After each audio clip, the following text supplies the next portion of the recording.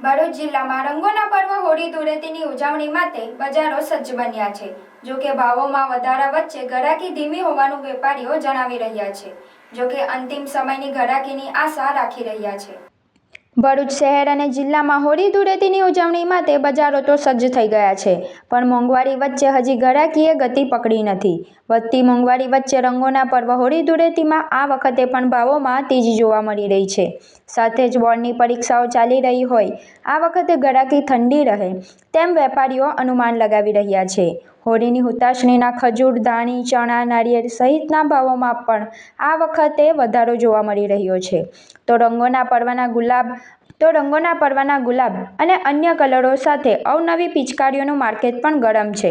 ભરૂચમાં Shaktinath, link road, station road, Jyotinagar સહિતના સ્થળે હોળી ધૂળેટી પર્વને લઈ હાથડીઓ મંદાઈ છે, પણ હજી જોઈએ એવી ઘરાકી નીકળી નથી। હવેના છેલ્લા દિવસોમાં ઘરાકીનો ટ્રાફિક જામ સર્જાય તેવી આશા વેપારીઓ સેવી રહ્યા છે।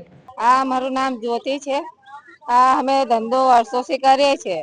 આ ધંધામાં અમને પેલા મોંઘવારી આવી ગયા, સેવ, ખજૂર, ધાણીઓ, સિંગ, બધું ખજૂર ને બધું લાવીએ છીએ ને વેચીએ છીએ અમે, પણ અમને બજારમાં કશું જોવાતું નથી।